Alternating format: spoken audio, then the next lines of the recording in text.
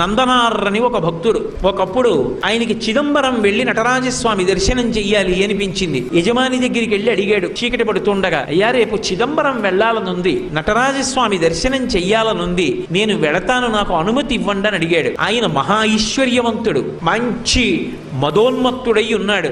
ఎందుకు పంపించాలి పాలేరుని, వీడితో పని చేయించాలి తప్పనుకున్నాడు. తప్పకుండా వెళ్ళు, ఆ ఒక్క మాటే వినపడింది నందనారికి. సంతోషపడిపోయాడు. ఆయన అన్నాడు, ఇవాళ రాత్రి మనకున్నటువంటి 500 ఎకరాల పొలాన్ని నాగలి పట్టి దున్ని, విత్తనాలు చల్లి, పంట పండించేయి, కోత కోసేయి, గడ్డి తీసుకెళ్లి వాము వేసేయి, ధాన్యాన్ని అంతటినీ కూడా దులిపేయి, ధాన్యాన్ని బస్తాలకెత్తేయి, ధాన్యాగారాలకి తీసుకురా, అంతా కూడా శుభ్రంగా సంరక్షణ చేయి, పంట పొలంలో మళ్ళీ ఎక్కడా ఒక్క గడ్డి పరక లేకుండా తీసేయి, చిదంబరం వెళ్ళిపో అన్నాడు. ఆయనకి ఇవన్నీ వినపడలేదు, ముందు వెళ్ళిపో అన్న మాట వినపడింది. సంతోషపడిపోయాడు. తర్వాత ఇవన్నీ వినపడ్డాయి. అలాగే అన్నాడు, వెళ్ళిపో అన్నాడు కదా అన్న సంతోషంలో గబగబా పొలానికి పరిగెత్తుకొచ్చాడు. కటిక చీకటి, రాత్రి 7-8 అవుతోంది. తెల్లవారేటప్పటికి చిదంబరం వెళ్ళాలని కోరిక. రాత్రంతా నడిస్తే కానీ చిదంబరం వెళ్ళలేడు. అవుతుందా?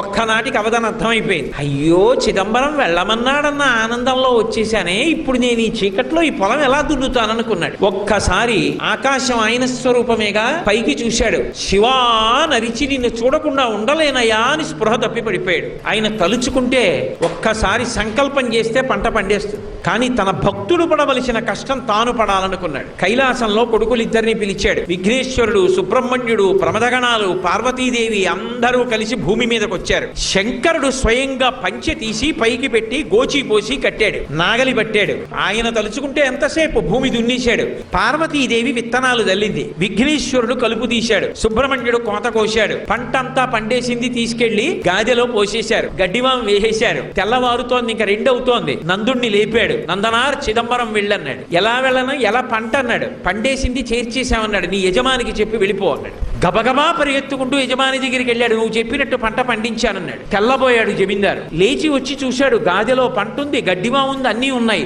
అర్థమైంది శివానుగ్రహం అంటే ఏమిటో.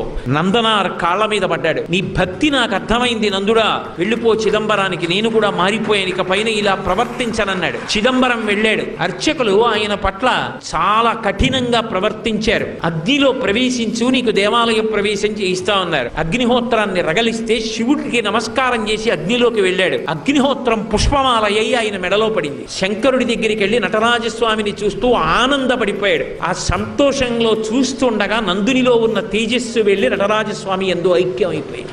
కారుణ్యామృతవర్షిణం, ఆయన దయకి హద్దుందా? ఆయన్ని నమ్ముకున్నవాడు పాడవుతాడా?